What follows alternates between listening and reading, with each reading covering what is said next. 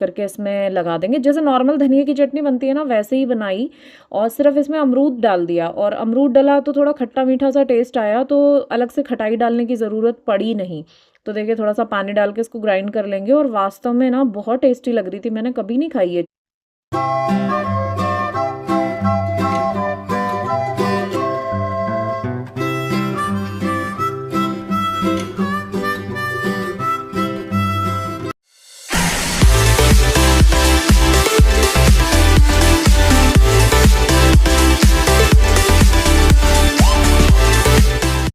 Hello everyone, welcome back to my channel. कैसे हैं आप सब? आई होप आप सब बहुत अच्छे होंगे। तो सुबह सुबह का काम शुरू किया है, दीदी खाना बना रही हैं किचन में और मैं यहाँ पर ना आज बेडशीट चेंज करनी थी इनकी, कवर्स जो मैं बेडशीट यूज़ करती हूँ कवर्स में। तो थोड़ा सा झटकार दिया है साफ़ करके और बेडशीट चेंज कर दूँगी, अच्छे से लगा दूँगी ताकि क्या साफ़ सफाई से पहले ये वाला काम हो जाए तो फिर नीचे फ़र्श पे ज़्यादा दिक्कत होती नहीं है। तो बेडशीट लेकर आई और थोड़ा-सा झाड़ दिया, बाल-वाल थोड़ा बेडशीट बिछा देते हैं ना तो सोफ़े पे बाल थोड़े से कम रहते हैं, अदरवाइज़ तो ये लोग जो है ना पूरा सोफ़ा गंदा कर ही देते हैं।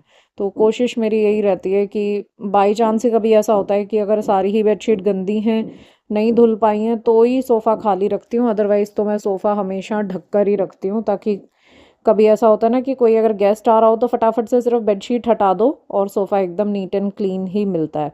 तो इसीलिए जब तक कोई नहीं है घर में तो मैं इसको कवर ही रखती हूँ। तो ये मेरा तरीका है, आप लोगों का हो सकता है अलग हो। तो क्योंकि अब डॉग्स के साथ में थोड़ा-सा तो जो है ना मेंटेन करना पड़ता है चीज़ों को।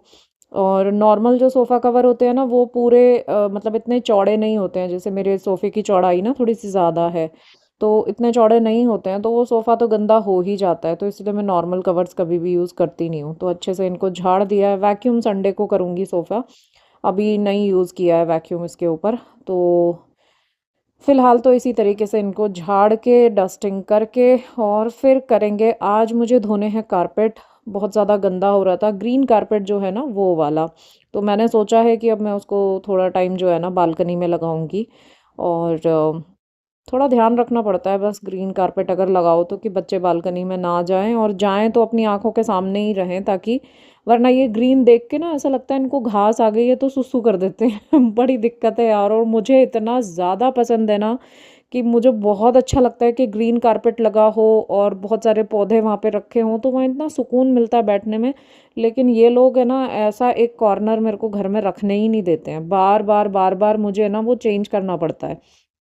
बट फिर से आदत से मजबूर हूँ, फिर से करूँगी। अब जब चेंज करेंगे तब का तब देखेंगे, फ़िलहाल कुछ दिन के लिए तो आराम हो ही जाता है। तो फ़िलहाल आज चल के छत पे धोते हैं कारपेट, नीचे का काम निपटाने के बाद में। ये देखो सुबह का आनंद, धूप सेक रहा है मैंने ऊपर छत पे ना ये ऐसे ही खाद डाल दिया।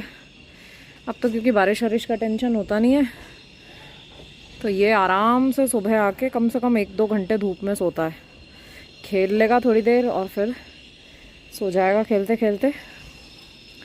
भरपूर विटामिन डी लिया जाता है। हम बैठ नहीं पा रहे हैं धूप में, ये देखो। इसका पता है बचपन से ही ऐसा रहा है, ये ना बहुत अपनी हेल्थ का बड़ा ध्यान रखता है ये भाई साहब, हेल्थ कॉन्शियस है। सैलेड पे रहता था पहले, तो 2-2 दिन अगर किसी दिन हैवी थोड़ा सा खा लिया ना, ज़्यादा खा लिया, तो अगले 2 दिन ना सिर्फ खीरा खाता, ककड़ी खाता, रोटी वोटी या फिर डॉग फूड अपना कुछ भी नहीं खाता था। और बराबर धूप में बैठना डेली नियम से, ऊपर आके 1-1.5 घंटे बैठना और उसके बाद जो है ना अंदर जाके सो जाना। बुंतू, ए बुंतू, पूंछ ला रहा है बोनू। इनका अच्छा है यार, कोई काम नहीं है। हाँ, तुझे कोई नहीं बुला रहा डॉग्स की आवाज़ आ रही है तो यहीं से भाग भी लेना है। हाँ सो जाओ सो जाओ सो जाओ।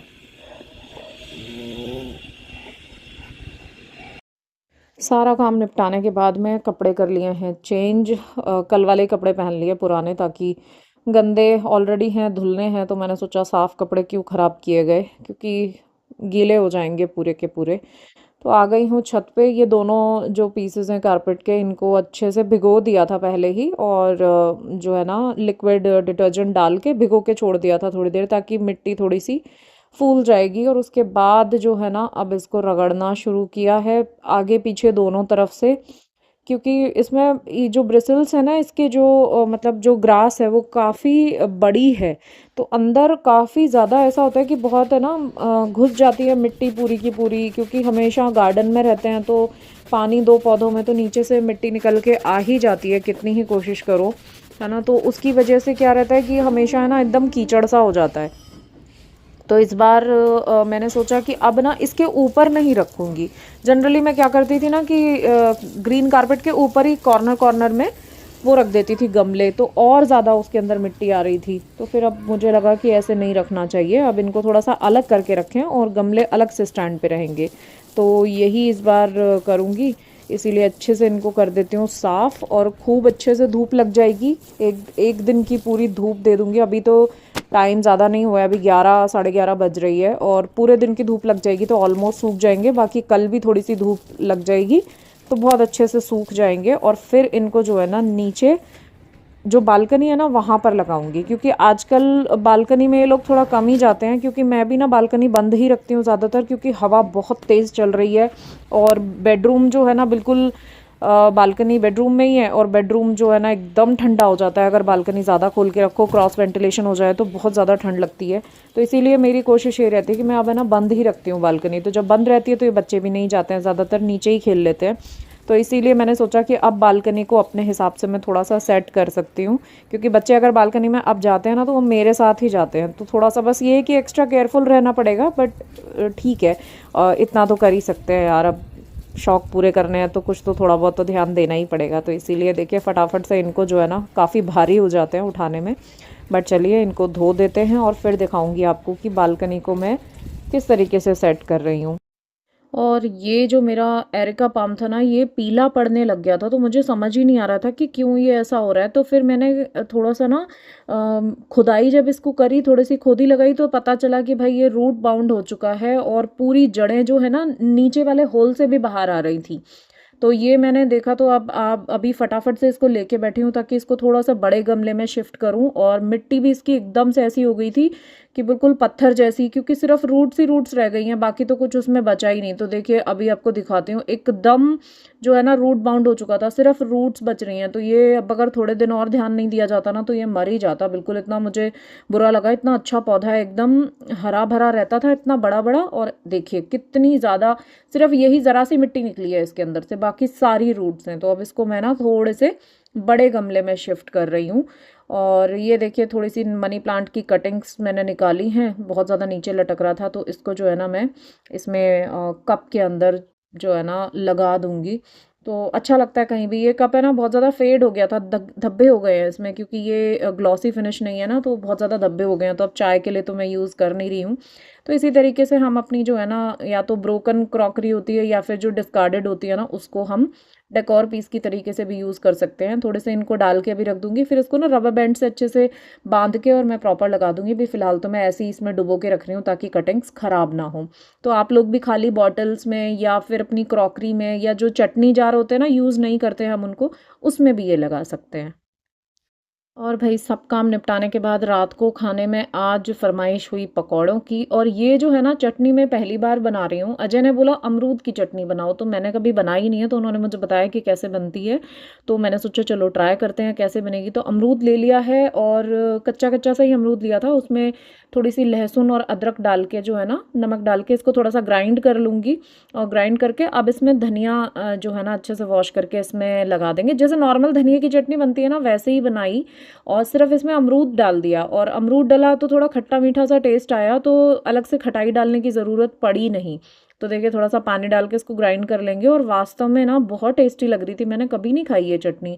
पता नहीं इन्होंने ही बोला, बोले मैं भी बहुत टाइम से भूल गया था, और अब मुझे अचानक से अमरूद देख के याद आया, तो मैंने कहा चलो बना लेते हैं। तो अब बना रही हूँ मैं प्याज के पकौड़े।